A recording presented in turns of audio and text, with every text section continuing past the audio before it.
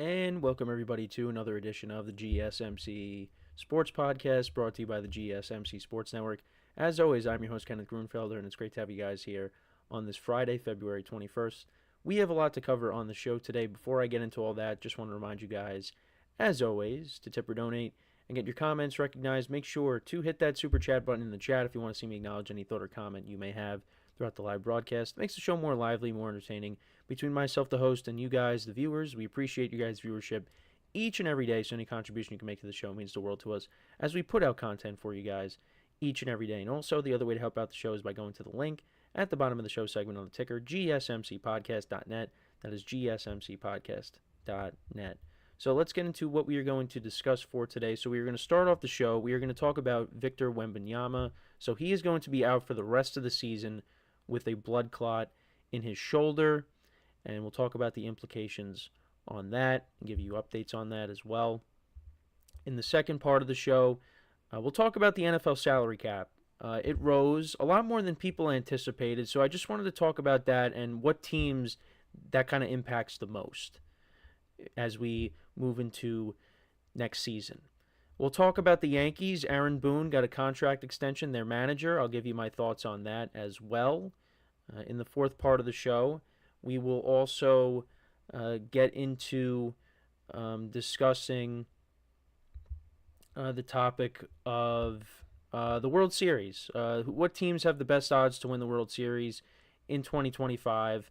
And then in the final part of the show, I'll give you some quick takes. So this is something that I might do from time to time, maybe, every show, every other show.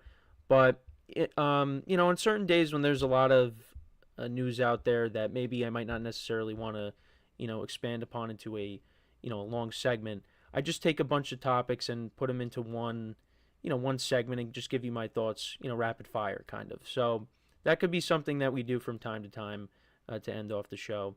So let's get into the first topic, which is talking about Victor Wembanyama of the Spurs. So it was reported that he was going to be out the rest of the season. As the NBA season resumes, the second half of the season resumes, it'll be without Victor Wembanyama. And it was reported that he has a blood clot in his shoulder, and he's going to be put on blood thinners. So because of that, he's going to be out the rest of the season, which is a devastating blow for not just the Spurs, but the entire NBA. He's one of the great young players that we have in the NBA right now. And, he's going to be one of the driving forces in the future. Because you look at LeBron James and Steph Curry and Kevin Durant, all those guys from, the previous era, they're soon going to be on their way out. And Wembanyama is going to be at the forefront as one of these stars that is going to be who the NBA is going to market, to come watch the product. And, to talk about it from just, a human being standpoint, it doesn't seem like this is going to affect him. It's going to be he's going to make a full recovery, and he's going to be back next season. So that's good to hear. But you do worry about this becoming a reoccurring thing because we have seen this in the past in the NBA.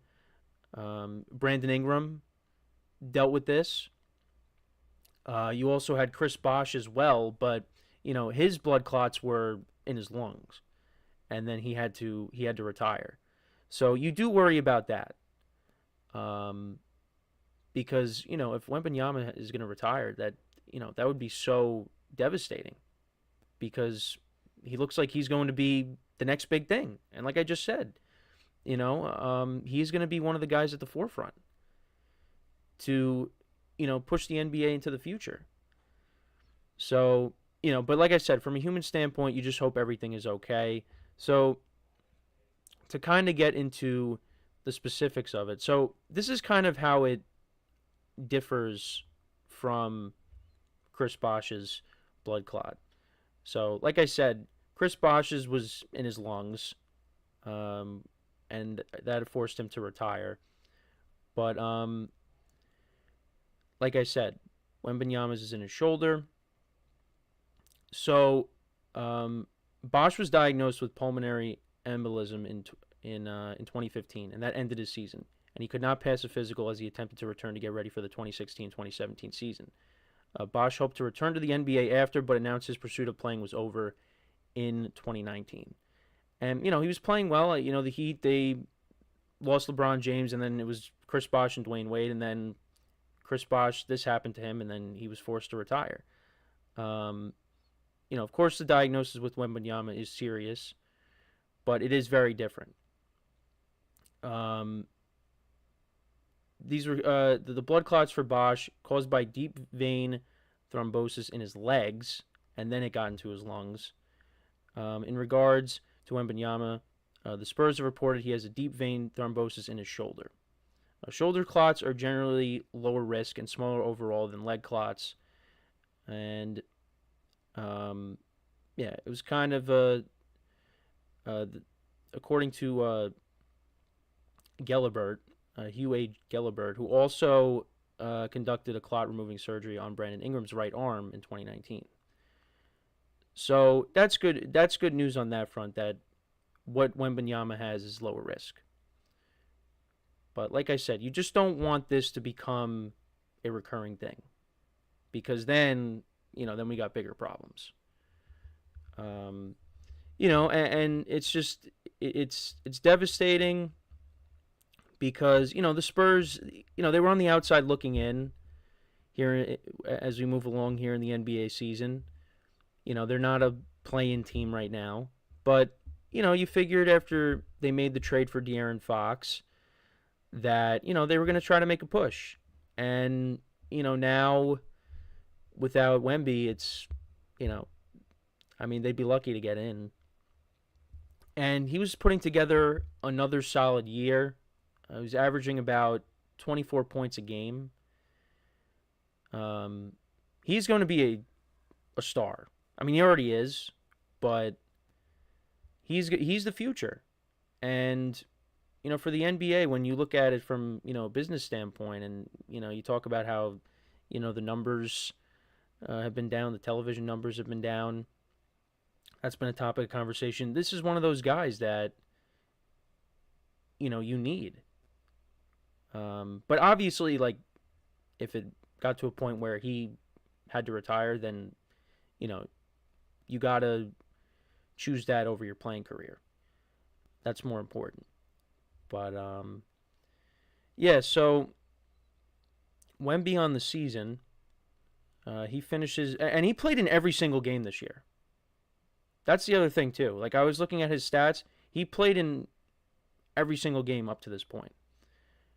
He averaged 33 minutes a game, 24.3 points per game, 11 rebounds, 3.7 assists, and then looking at his stats, just to look at them from last year, he averaged 21 points per game, 10.6 rebounds, 3.9 assists. So around the same, but he's going to be a heck of a player. And you just hope that, he comes back next year and this is just a one-off thing and we don't have to deal with this again. But, you have to worry about it because this isn't the first time this has happened. But, we talk about guys retired, but guys also came back from this. So, got to think positively. He's going to make a full recovery. And like I said, hopefully this is just a one-off thing and we can move past it. So, but yeah, it just stinks all around, because he's a great player and, you don't want to see this happen. So, but it seems like there's some positive news to come out of it, that he'll be okay and he'll be ready for next season. But I kind of wanted to see, the Spurs make a playoff push, try to get in, and, maybe they still can, but, it's not going to be the same without Wemby here. So, but yeah, the Spurs, I don't think they played last night because the NBA had a lot of teams return to action last night. I don't believe. Oh, yeah, actually, no, they did. And actually, they won. They beat the Suns. They beat the Suns 120-109 without him. They actually got 26 points out of De'Aaron Fox. Chris Paul had 13 points. So, we'll see. Because we talked about Kevin Durant recently and how, he wanted to see it through with the Suns. Well, not a great start to the second half for the Suns, that's for sure. And I apologize. I'm once again dealing with camera issues. What else is new? But yeah, most NBA teams returned to action last night. The Lakers actually won last night without Luka. Oh man, I apologize for this, folks. This is not good. But either way, let me know what you guys think though about the Wemby situation. Let me know in the comments. So we are going to take our first break of the show now, and then when we come back, we will discuss the salary cap in the NFL rising, and I'm going to talk about what teams that benefits the most, because there's definitely, quite a few that it does benefit, and we'll get into that conversation when we come back, and hopefully, I can figure out the camera situation here. All right, I think it's good now. So yeah, that's what we will discuss when we come back from our next break. So with that being said, stick around, and we'll be right back here on the GSMC Sports Podcast.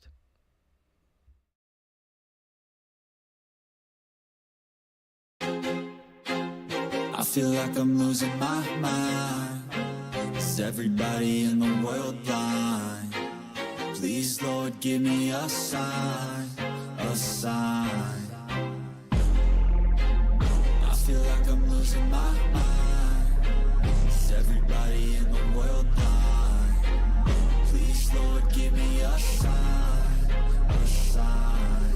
I wanna be the greatest. Everybody on the fake shit. I look around and feel like everybody is the fakest. I make this every day and I'm impatient, hoping one day I blow up from the basement. Statement, the top is so vacant. I don't hear shit that I think is amazing. Waiting for my day when I'm playing sold out shows for 1,000 faces. Hey, give me that crown, get in my way and to be put down. It ain't your place, all this my town. If I want that shit, then I'll get it right now. I'm losing it, the noose it fits, some losing shit, a stupid myth. You choose to live or choose to dip, you choose to fight or lose your grip and lose a gift. Oh, I feel like I'm losing my mind. Is everybody in the world blind? Please, Lord, give me a sign, a sign. I feel like I'm losing my mind. Is everybody in the world blind?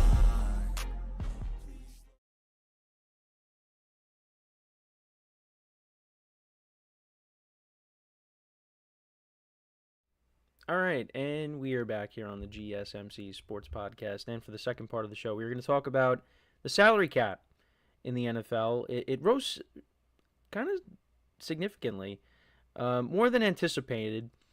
And I wanted to talk about what teams that benefited the most from that announcement. So the NFL informed teams that the 2025 per team salary cap will fall into the range of $277.5 million to $281.5 million, which is up from last year, and the cap was $255.4 million, that's a pretty big deal.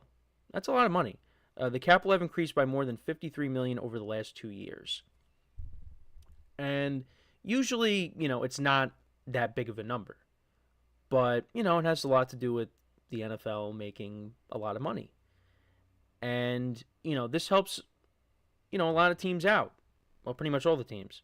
But one of the teams that I wanted to bring up that this helps significantly is the Bengals.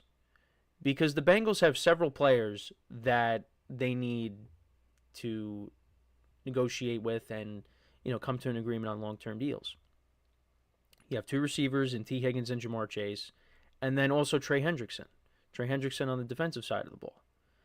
And, Joe Burrow is going to have to, help out with restructuring his contract. I'm pretty sure he's open to doing that. So now it doesn't look so difficult it's a little bit easier, at least, for the Bengals to maybe keep everybody. And that's huge because, T. Higgins still wants to run it back with this team, even though, hey, he wants his new contract. And, if it ends up not being with the Bengals, he's they could trade him and get assets for him. But, you know, now there's a chance he could stay. Jamar Chase, even if this didn't happen, Jamar Chase was going to be a Bengal because you have to pay him. And, Trey Hendrickson is one of the, better defensive players. He was up for Defensive Player of the Year. You got to keep him. And maybe with that cap space, maybe there's some left over to maybe go out and add somebody in free agency and make a smart decision there. And I mean on the defensive side of the ball. Because really, I think, you'll maybe have some money left over, maybe. But if you don't, you really got to nail these picks in the draft because they're going to have to go defensive heavy. Maybe offensive linemen too, but the Bengals really got to improve this defense. And how many times we've talked about it? We've talked about it a million times. But this is good news for them.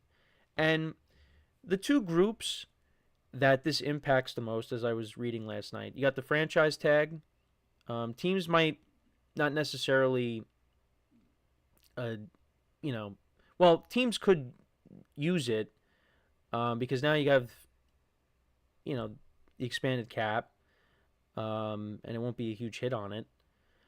Or maybe, because you have a lot of money, you could try to negotiate, long-term deal. I don't know how many people are going to get, how many players are going to get the franchise tag. That deadline is coming up soon.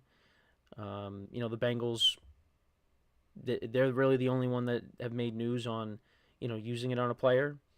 But I don't know what other teams are planning on doing with it. I mean, obviously there are candidates for the franchise tag on each team, but not every team is going to use the franchise tag. So the 2024 bump is unlikely to change whom teams want to tag, but it could tip the scales if a team was wavering. Then the other group is that is going to be affected is the NFL's so-called middle class. An NFC executive projected that an increasing number of Tier 2 and Tier 3 free agent players and their agents will misjudge the markets of what they can command. So now, because of teams getting more money, now it's like, oh, well, now we can ask for a larger contract because they'd be able to pay it. Not necessarily. And I think this goes for every sport. Most teams now, I think, have wisened up. The front offices have wisened up where they're not going to just pay you to pay you. They have their price.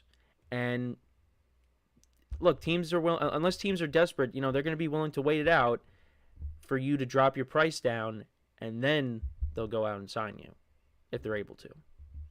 So that's another interesting thing to take a look at. But also, I wanted to get back to the teams. The Patriots, they have a ton of cap space. So the Patriots, they have more than $120 million in projected cap space. And now you add this. This was before the new number was released. And, they're going to make a big splash in free agency. I would imagine that they're going to. And maybe they go out and they trade. Maybe they go out in the draft. I think they have the fourth pick. So, if Travis Hunter or Tetsuo McMillan falls to them, you would figure that they're going to draft him. Or if they go, not necessarily. They could also go with drafting an offensive lineman. They definitely need to improve the offensive line. Now, they could sign someone in free agency like, Trey Smith, the guard for the Chiefs. If he ends up leaving, the Patriots would give him a big contract. They could definitely do that. So, this only helps the Patriots. Patriots are definitely going to be a better team next season. And if they play their cards right, if they spend the money wisely, yeah, I'm not saying that they, are going to win the division or anything, but, they definitely will be an improved team. They have the quarterback, and Mike Vrabel, I think, is going to do wonders with them in his first year. I've said it over and over again. I like the Josh McDaniels hire as the offensive coordinator. The defense is usually good. So if you improve this offense and, you fix this offensive line and get more playmakers, I mean, how is this? You can't tell me this team's not going to be better. So, the Patriots are another team that really benefits from it. I mean, every team is going to benefit from it. And then you have the Saints. The Saints are always dealing with, cap troubles. But now, this kind of helps them out a little bit. They're not going to have to make a ton of moves to try to get themselves under the cap. I'm waiting for the day that they eventually do get under the cap, because it just seems like this has been a problem for them for years, and it just seems like it's never going to get better. But it's going to have to at some point. They have to begin the rebuilding process, because you have all these aging players. I mean, it doesn't sound like they're going to do, well, like I just said, they're not going to do anything too drastic. Kellen Moore met with the media, and, it seems like Derek Carr is going to still be the quarterback, but you never know. And they still got Kamara, and you still got the older guys on defense, but at some point they're going to have to change. They're going to have to change things up. But we'll have to wait and see. But yeah, this is kind of a big deal. We didn't talk about this the other day, but I figured we'd bring it up now. And also another team as well you could talk about is the Rams with Matthew Stafford. They're trying to rework that deal with him, and there's a chance that he could still be traded, but I've said it all along. I think he's still going to stay with the Rams, and I think this will help out the Rams a little bit. It'll give them more flexibility there to try to get this deal done. And I think ultimately they will, and I think Stafford's going to be a Ram next year. I would be a little surprised if he ends up, getting traded. Because I think he should stay with the Rams. I think this is the best team that gives him the best chance to win in terms of the teams that need quarterbacks. And I think going anywhere else besides LA, I think that would hurt him a little bit. I think he would still do well wherever he goes, because I think he's still got some good football left in him. I mean, he definitely showed you that, but the Rams are the best place for him.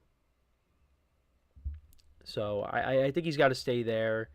Cooper Kupp won't be staying. Maybe that changes some things for them. Maybe they say, hey, you know what? Let's rework this contract. Let's keep you around. I just hope something happens, because I would like to, get into the offseason and talk about, what will be happening. But we're almost there. We got a few weeks ago before the new league year starts. But, I want it to get here soon. And it will. But that's another team that this helps out, is the Rams, because, they got to figure things out with their quarterback.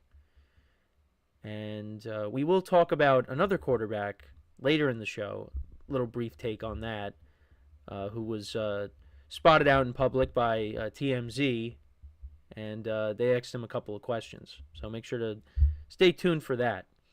But let me know what you guys think, though, about the salary cap increase. What teams do you think this benefits the most? I mean, I kind of just gave you, some of them. Teams with a large amount of cap space, teams with very limited cap space, teams that are looking to sign a bunch of players. I guess when you could also talk about Dallas too, because Dallas still has to sign Micah Parsons to a deal. And, obviously Dak Prescott and CeeDee Lamb take up, a chunk of their cap. So that definitely helps them, when they're trying to figure out a long-term deal with Micah Parsons. But yeah, let me know in the comments. Before we go to break, just want to remind you guys once again, tip or donate, and get your comments recognized. Make sure to hit that super chat button in the chat if you want to see me acknowledge any thought or comment you may have throughout the live broadcast. That makes the show more lively, more entertaining between myself, the host, and you guys, the viewers.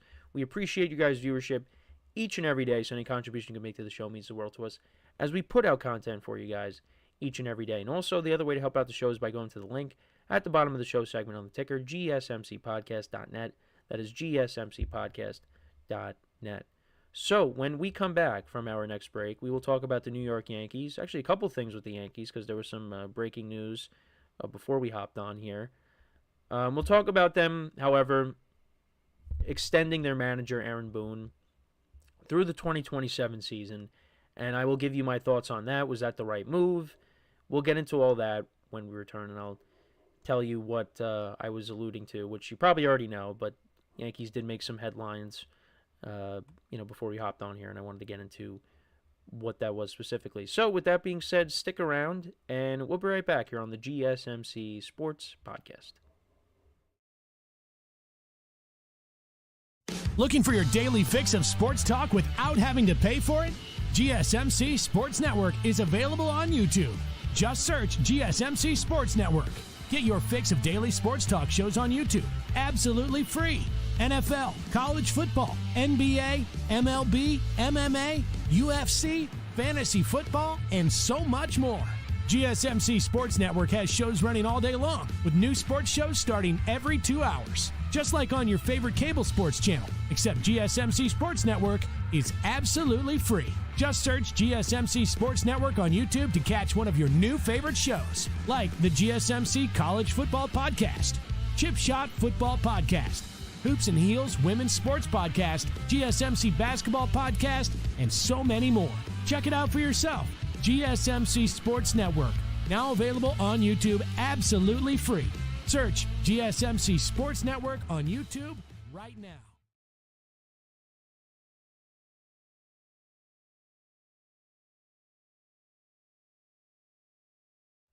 And we are back here on the GSMC Sports Podcast. And for the third part of the show, we are now going to talk about Yankees manager Aaron Boone receiving a contract extension that will take him through the 2027 season.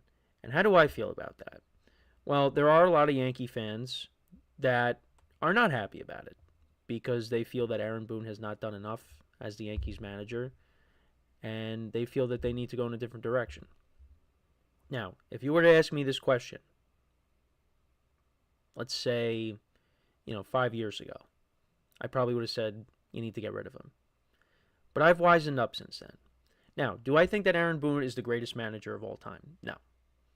But I do think when you look at a resume that the resume that, and the Yankees put something out, on Aaron Boone that kind of, puts things into perspective a little bit. So he has made it to the postseason in 6 of the 7 years that he's been the manager with the Yankees. So from 2018 to 2022, they missed it in 2023 when they went 82 and 80. And then they had last year when they made it all the way to the World Series. Guided the Yankees to their 59th postseason in franchise history and their 21st division title since the divisional era began in 1969. And they had the best record in the American League, although, the win total was down last year. They only had 94 wins, and, we're accustomed to seeing teams get to 100 wins. And last year, for the first time in a while, we didn't have a team that had over 100 wins. But still, you give them credit. And this marked the Yankees' 32nd consecutive winning season and 7th such season under Boone. And he earned his 557th career win as a manager on June 11th last season. And he surpassed Billy Martin for seventh place on the Yankees all-time list. He's managed over 1,000 games for the team. And he is, in the postseason, he's 5th in postseason wins as a manager. His 603 career managerial wins ranked 7th on the Yankees all-time list. Yeah, we went over that. But yeah, I mean, look, as the manager, he hasn't been bad in terms of, the Yankees getting to the postseason. They got to a World Series last year. It's just the fan base, and I'm a part of this fan base, their expectations are much higher. They want to get to a World Series. And there are some things to complain about when it comes to Aaron Boone. The one thing that you really could point to and say, that's a bad reflection on the manager, is when guys aren't trying hard. When guys are, making bad plays in the field, when guys are just, not giving it their all, running down to first base. The lack of effort, that's a bad reflection on the manager. However, the role of the manager has kind of changed over the years. Where, last year when, Aaron Boone puts in Nestor Cortez Jr. to face Freddie Freeman instead of, putting in Tim Hill, and Nestor Cortez hadn't pitched in a while, and then, he gives up a grand slam to Freddie Freeman to lose Game 1 of the World Series.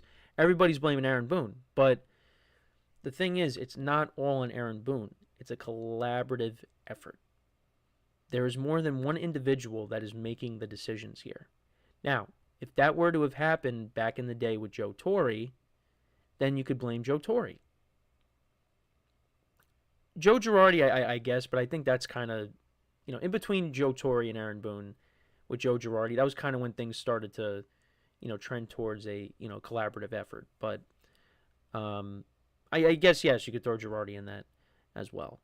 But the thing is, Aaron Boone is never going to be a popular figure as a manager when it comes to the Yankees. It's just Yankee fans, they want to see change.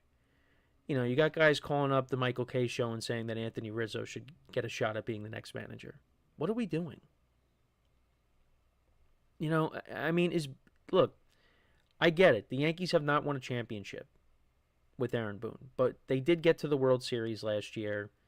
Other than 2023, they usually are in the playoffs. And, the reason why the Yankees, don't win in the playoffs is because it's usually because they can't hit. Is it Aaron Boone's fault that, Aaron Judge struggles in the postseason? And some of these other guys? I mean, Giancarlo Stanton, out of this world last year in the postseason. And now he's going to be out to start the year.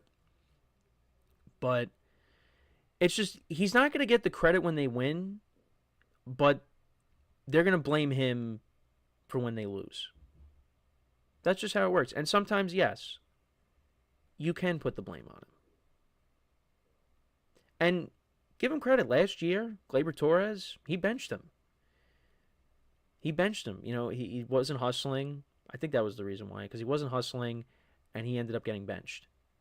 And then Gleyber Torres ended up playing really well after that.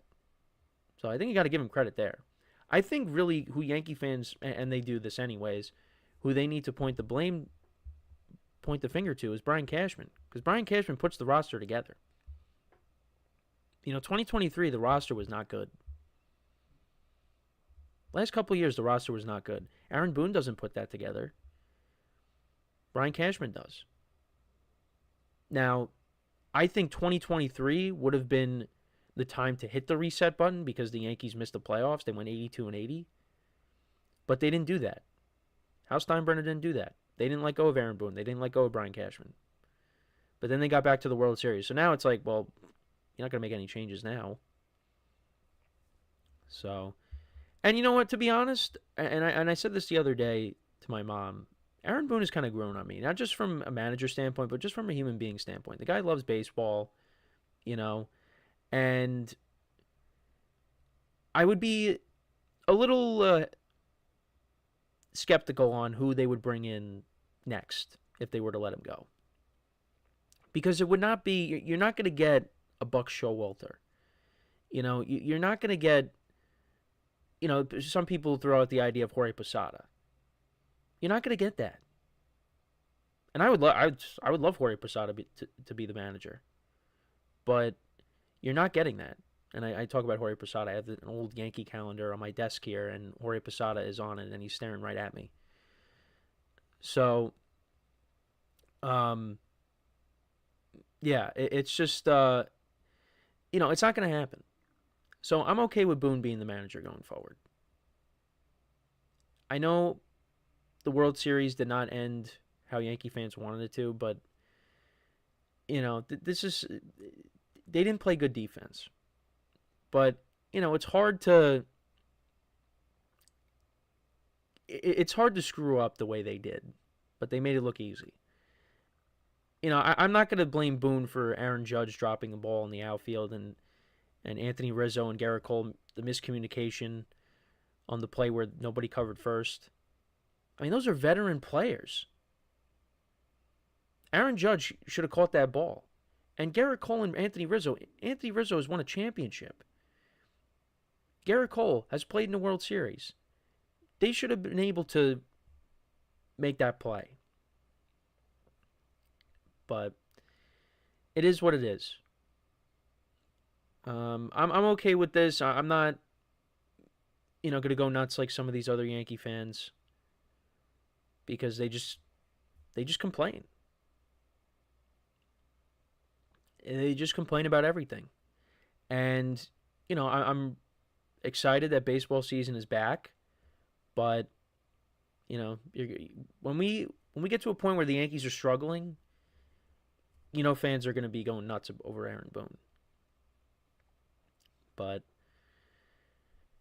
yeah, so the Yankees, they have their manager locked up for the next couple of seasons. This will get him to 10 years as being the Yankee manager, which I can't believe that's near, is him just being the manager for that long. Time has gone so fast. But that's where we're at. That's where we're at. Now, the other news I wanted to get into, and this is kind of somewhat of a big deal, I guess, and that's the Yankees are removing their facial hair policy. Well, not completely, but they are making changes to it. So for years now, I think 49 years, it's been implemented. You're not allowed to have facial hair. That has changed starting this year. Now, for some players, they kind of got screwed over a little bit. Devin Williams, who had to shave his beard. So the Yankees are changing it to where you can have a beard. It's just got to be well groomed. You can't have, like, if you remember the Red Sox in 2013, with Mike Napoli and Johnny Gomes, some of the beards they were growing out. You can't do something like that. But you can have a beard. And I'm a little surprised by this because this kind of just came out of nowhere. But Hal Steinbrenner released a statement. He said, in recent weeks, I've spoken to a large number of former and current Yankees spanning several eras to elicit their perspectives on our longstanding facial hair and grooming policy, and I appreciate their earnest and varied feedback. These most recent conversations are an extension of ongoing internal dialogue that dates back several years. Ultimately, the final decision rests with me, and after great consideration, we will be amending our expectations to allow our players and uniform personnel to have well-groomed beards moving forward. It is the appropriate time to move beyond the familiar comfort of our former policy. So, yeah, players are going to be allowed to have beards. Now, we've seen players have mustaches. Austin Wells, Nestor Cortez, who's now no longer with the team. Jason Giambi had a mustache. There was that one year where they all were growing out mustaches. I forget which year it was. It was one of the last years with Brett Gardner, but they were all doing that. So, yeah, I mean, I'm fine with it. I think it's the right move. I think it's time to get with the times, and that doesn't mean, let them grow out the beard however they want it. I'm fine with them handling it the way they have, and that's, it's a well-groomed beard.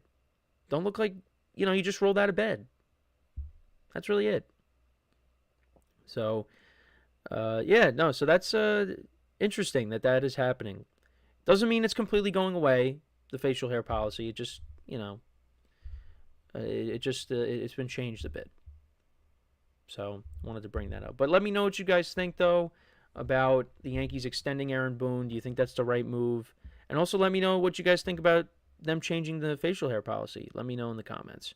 So we are going to take our next break, and then when we come back, we'll stick with baseball. We will talk about who are the favorites to win the World Series. We'll take a look at the betting odds for the teams. Take a look at a few different sites, and that is what we'll do when we come back. So with that being said, stick around, and we'll be right back here on the GSMC Sports Podcast.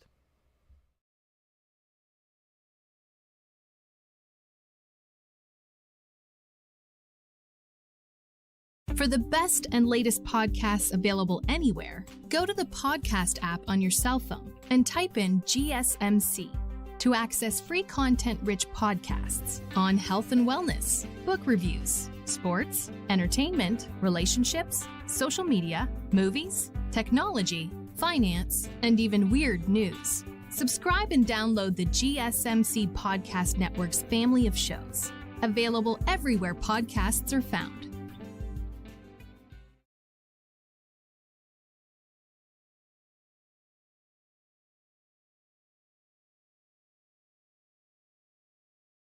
And welcome back to the GSMC Sports Podcast. And for the fourth part of the show, we are going to now get into who are the betting odds favorites to win the World Series.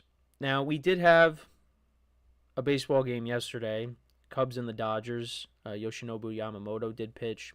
He pitched like an inning and 2/3, I believe. and he was pretty good. Well, he did give up 3 hits, but he did have 2 strikeouts. Scary situation, though, in the game yesterday. Bobby Miller, one of their pitchers, he got hit in the head with a line drive, and he got taken out of the game immediately. Looked like everything was all right. He was able to get up and, walk off, under his own power. But, they took him out. But, yeah, scary situation there. But the Cubs actually ended up winning 12-4 over the Dodgers. And is that, a preview as to what's to come for the Dodgers this year? Absolutely not. Has nothing. There's nothing you could take away from this game. Nothing. It's spring training. It doesn't mean anything. Doesn't mean anything. But speaking of the Dodgers, so taking a look at a few different sites. So I looked at ESPN, Fox Sports, and also DraftKings. On all of them, the Dodgers are the favorites. The Dodgers are the favorites to get to the World Series and win it once again. On DraftKings, they're plus 300. I think on Fox, they're like plus 270, I want to say. Plus 270. But basically on all of them, they're the favorites. And how could they not be? With the offseason that they had, yeah, they're plus 300 on ESPN. I think it's Fox Sports that they're plus like 270. Fox Sports, they are, oh no, they're also plus 300. So I guess I got the numbers mixed up. But yeah, they're the betting odds favorites. You got the Braves on Fox. They're plus 750. The Yankees are plus 800. The Mets are plus 1,200. The Phillies are also plus 1,200 as well. The Astros are plus 1,500. The Orioles are plus 1,700. Red Sox are plus 2,200. Rangers are plus 2,500. Same as the Diamondbacks. So the two teams that made it to the World Series a couple of years ago, they got the same odds. The Twins actually have the same odds as the Rangers and the Diamondbacks. I kind of disagree with that. But the Padres have plus 2,800. I feel like they would have been higher. I feel like they would have had better odds. But I guess it's also because, they play in the National League with the Dodgers, and more specifically, they play in the same division. They have the same odds as the Mariners, who have plus 2,800. The Cubs have plus 3,000, same as the Royals. Tigers have plus 3,500. Interesting that the Tigers and the Royals now have better odds than the Guardians. The Guardians are at plus 4,000. The Brewers are at plus 5,000, same as the Rays. Blue Jays are at plus 6,000, and so on and so forth. The Reds are plus 10,000. Again, this is on Fox Sports. I feel like the Reds are going to be, well, no, I don't think they're going to be World Series contenders. But I'm curious to see how they do, because now you got Terry Francona back as the manager. So then DraftKings, the Dodgers are plus 3,000. The Braves are plus 750. Yankees plus 800. Phillies and Mets, same odds there. Astros are at plus 1,500. I feel like they should be a little bit lower, because they've lost a lot of guys. Now Bregman's gone, Verlander's gone, but even before that, Verlander wasn't really pitching that good for them. Well, at least in the last year or two. But yeah, they continue to lose guys. The Orioles are at plus 1,700. The Red Sox are at plus 2,200. So, I mean, the numbers are around the same. But, how do I feel about this? Well, again, the Dodgers, I mean, that's pretty much a layup, putting them as the favorites, because, they just won the World Series, and they only got better. They only got better. You got Roki Sasaki now. You continue to strengthen this bullpen. You signed the best lefty reliever on the market. Arguably the best reliever on the market in Tanner Scott. You bring him in. And, you got a lot of your pitchers coming back. Ohtani's going to be pitching at some point. You got Yamamoto. You brought in Blake Snell. Glasnow's coming back. I really am curious to see how they figure out this whole pitching staff situation, because I guess, are they going to put some of the starters in the bullpen? Like, is Clayton Kershaw going to come out of the bullpen? Like, how is this all going to work? They signed a bunch of pitchers. Or they, not even that, but they just have a bunch of pitchers. A bunch of pitchers there. But, you got 3 MVP candidates in Freddie Freeman and Mookie Betts and Ohtani. You brought back Teoscar Hernandez. It's going to be tough to beat them. It really is. The Braves, look, the Braves with a healthy Ronald Acuna are a very good team. They are a very good team. But, the last couple of years has been a little bit disappointing. You lost to the Phillies in the division series, and then last year you got knocked out in the wild card round. But, you weren't necessarily at full strength. And they did lose Max Fried, but you figure they're going to be back. And the Yankees, I mean, they should have the best odds in the American League. Because I think they are, right now, on paper, they're the best team in the American League. I really like their pitching going into the season. The lineup is the one thing that concerns me. Because the lineup could easily be a disappointment with some of the guys that they've brought in. And on top of that, they're going to be missing Giancarlo Stanton for a significant amount of time. And when he got hurt last year, the Yankees were a different team. Once he came back, then everything was right in the world. But losing him, that affected them more than I think people anticipated. Because they had Judge and Soto. So they figured, oh, yeah, we'll be fine. Nope. No, they were not. But I think the pitching is going to do what it has done in the past, and it's going to carry him. If the pitching stays healthy, it's going to carry him. Because you got Garrett Cole and you got Max Fried at the top of the rotation. I really like Carlos Rodon as a number 3. You got Luis Gil and Clark Schmidt as your 4 and 5. It's a very good rotation. And I think the bullpen, you're not going to have Clay Holmes blowing a bunch of games like he did last year. The bullpen is going to be better. I'm really looking forward to seeing this pitching staff. So, I think, yeah, they should have at least the third best odds, second or third. And then, you got the other teams in the National League East, the Phillies and the Mets. The Mets, the concern that I have is the opposite of the Yankees. It's the pitching. Yankees, I'm concerned about the lineup. Mets, I'm concerned about the pitching. Is the pitching going to be able to hold up? Are the guys that were good for them last year, are they going to repeat this year? The Sean Manaeas of the world, the David Petersons of the world. They got Juan Soto, and that's going to help the lineup tremendously. That lengthens their lineup even more. Everybody around Juan Soto is going to benefit from it.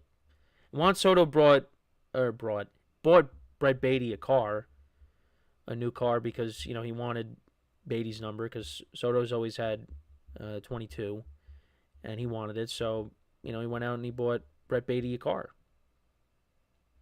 So, Soto's already putting that contract to use. But no, that was a very nice thing for him to do.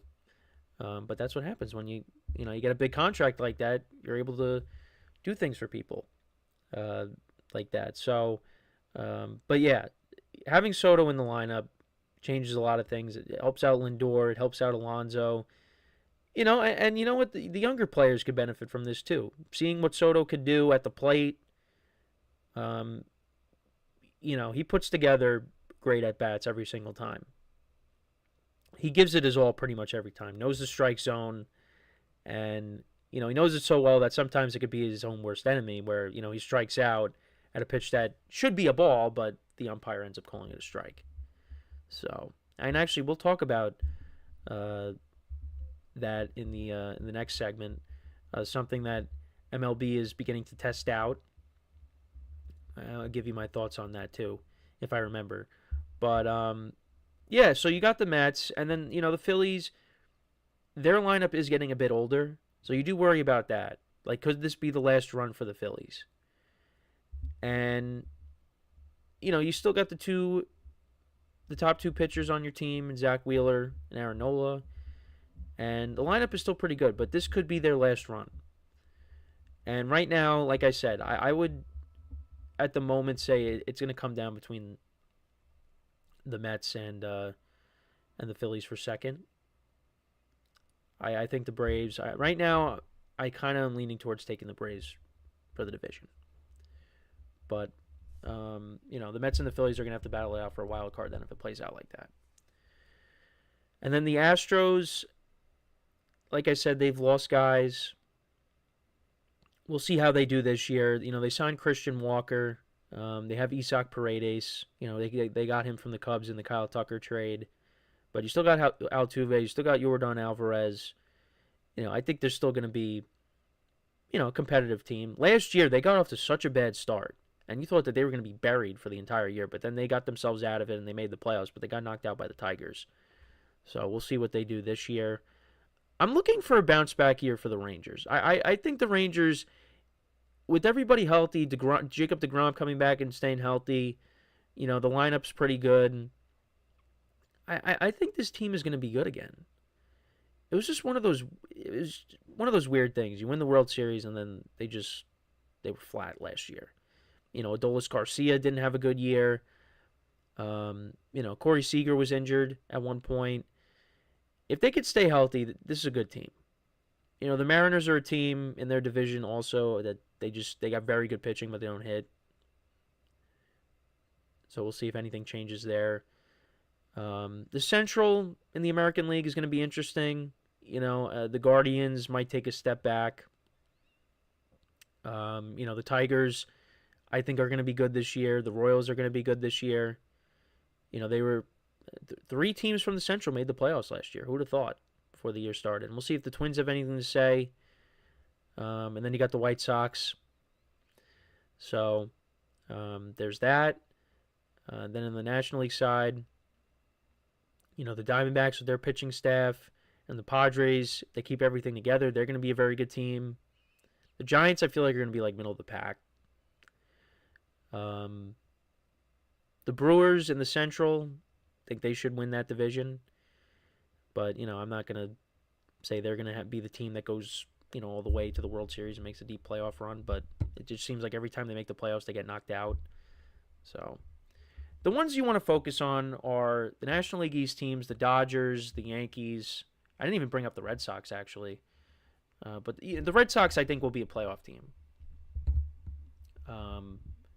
But I'd put them a little bit lower on the list here. But look, we'll see if anybody can dethrone the Dodgers. It's going to be very tough. We talked about this yesterday, but those are the favorites. So, you have basically the Yankees, the Dodgers, and the Braves in the top 3. And then you got the other National League East teams that follow. So let me know what you guys think, though. Which team do you like their odds to get to the World Series? Do you think that the Dodgers end up not getting to the World Series this year? Let me know in the comments. So when we come back from our final break of the show, I'll give you my quick takes on certain topics, kind of a rapid fire to end off the show here. So for one final time today, make sure to stick around, and we'll be right back here on the GSMC Sports Podcast.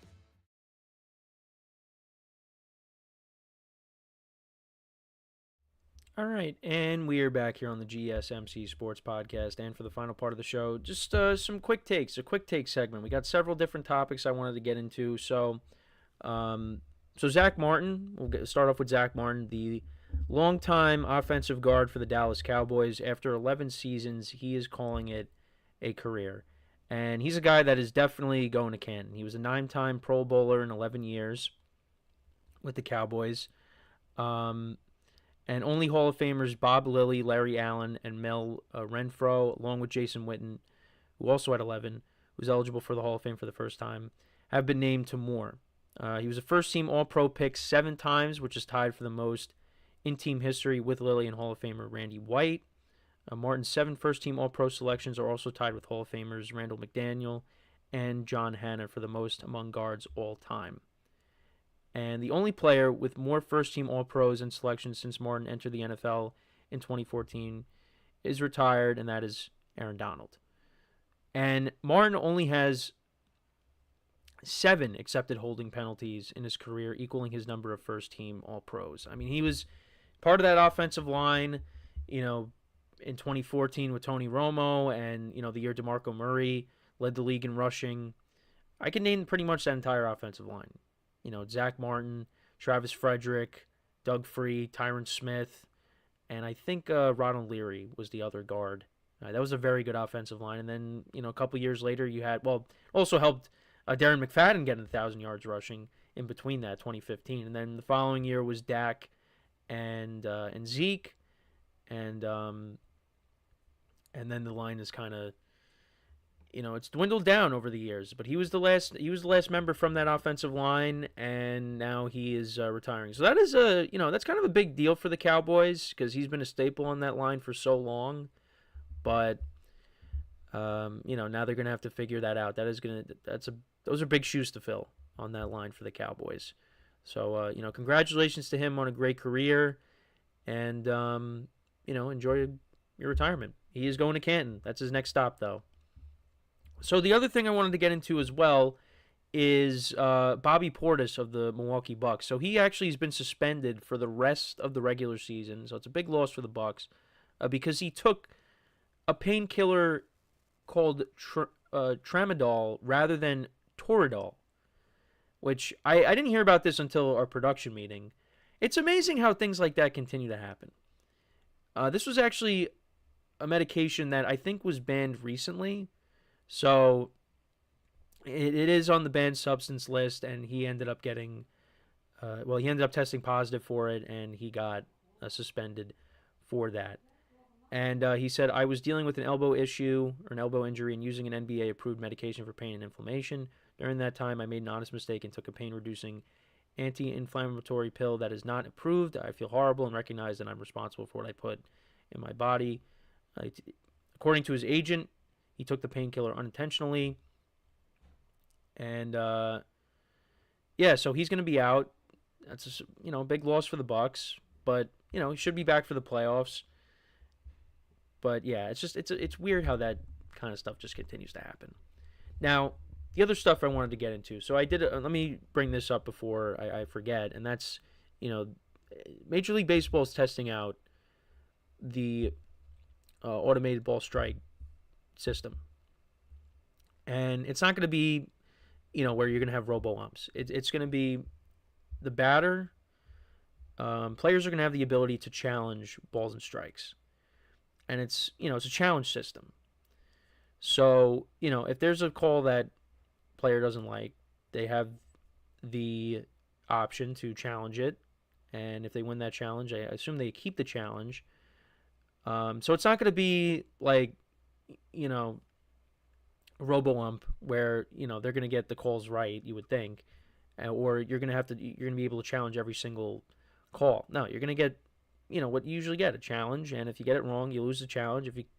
If you get it right, then you keep the challenge, which I like. But some of these strike zones for some of these umpires are really bad. And it does bring up a good point, because, I do listen to the Michael K. Show a lot. You don't want to have guys constantly challenging every single, strike, or every single pitch that's thrown, because then it's just the game is going to drag on. And you literally just made improvements to the game where the game is not dragging, where it's under 3 hours now. And I love the pitch clock. I'm a big fan of that rule change. So, I like this, and hopefully, it gets implemented. So we'll see what happens. But I think the last major thing I wanted to get into, unless there was anything else I was forgetting. Well, actually, no, there were a couple of other things. But I wanted to bring up some hockey, the Four Nations tournament. I did watch the championship game last night between Canada and the United States. Connor McDavid scored the game-winning goal for Canada. They won 3-2 in overtime. It was a very exciting hockey game. Now, I'm not a huge hockey fan. I will admit that. But, I wanted to tune in, see what it was all about. And, I heard about all the fights that were going on with it, during the game. And, that happened quite a few times last night. But these are the best players in the world going at it. And, this is basically All-Star Weekend. Well, it didn't look like a traditional All-Star game. No. They were really going at it in this game. And the NHL hit a home run with this. And this has to continue, and it will continue. The intensity, it didn't feel like it was an All-Star game. It felt like this was Game 7 of the Stanley Cup. I think Steve Levy said on the broadcast during one of the intermissions. Yeah, it was an exciting game. It was evenly matched. Canada got the win. And there's some other things going on in the world that, made this game even more important for the Canadians, but we will not get into that. But this was great. I enjoyed it, and hockey playoffs, the NHL playoffs are really good. So that's coming up soon. We got a great final last year, and let's see what this year brings in the NHL. But I wanted to bring that up as well. I mean, players really took this seriously, because you're playing for your country, and a lot of people take pride in that. So it was great. Continue that, and they definitely will. Now, one of the last things I'm going to bring up here, I don't think there was anything else I was planning on bringing up, but I did allude to this earlier in the show, and that is TMZ. They came across a wild Aaron Rodgers, and they asked him a couple questions about, what are you looking for in a team, and things like that. And he said, well, first, the team's got to want me, and the team's also got to be good. So he answered a couple questions from that. It seems like he wants to play, but it's got to be the right decision. It has to be the right place for him. And now the landscape is not great. I'll be honest. There's not, because, people say, oh, San Francisco would be a great spot. Well, they're not going to move off of Brock Purdy. And actually, now that I think about it, the salary cap stuff, that's another team that benefits from it, is the 49ers with Brock Purdy, because they got to pay him. But you would say that, and then you hear the stuff about, oh, if the Rams were to trade Stafford, he would go there. I don't see that. I don't see that happening. I mean, I guess Rodgers, yes, would be cheaper, but Rodgers is also older. So he's going to play. He's going to play. We just got to see where. And we'll find out soon enough. If an injury happens, there's also a chance, he ends up getting signed. I mean, because, I remember, I think there was one year, I think the 49ers, reached out to Ben Roethlisberger one year. It was it was 2022. Yeah, I think it was 2022. Because you had Garoppolo got hurt, Trey Lance started the year, and he got hurt. And, we didn't know what Brock Purdy was going to do. So I think that was the year that they reached out to Ben Roethlisberger, and, of course, he said no. How crazy would have that been, Ben Roethlisberger signing with the 49ers? But, yeah, Rodgers is going to go somewhere. It's just, where is that going to be?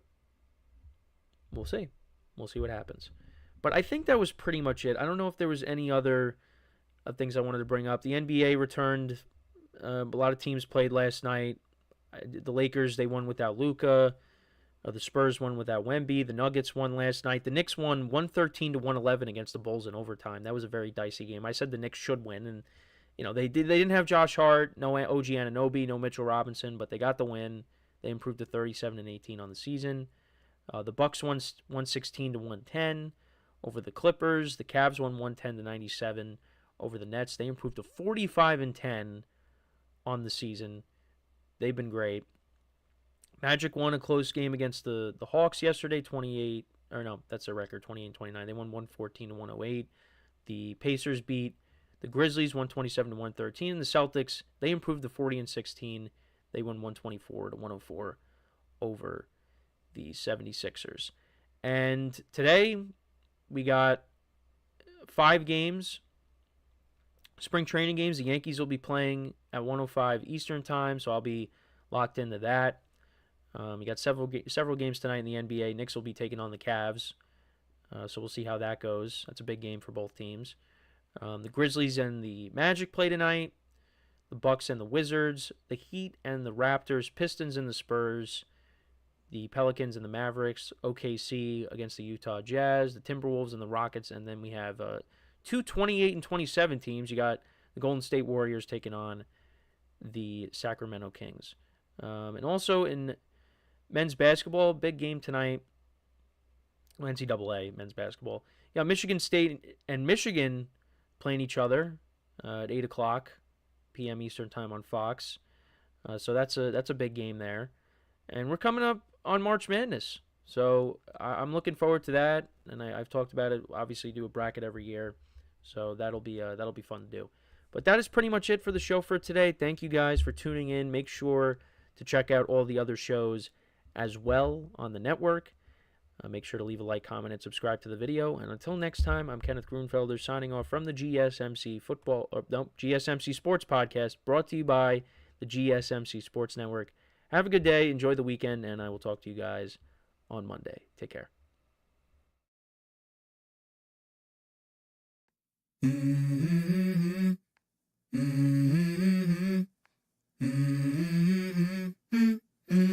Let's go.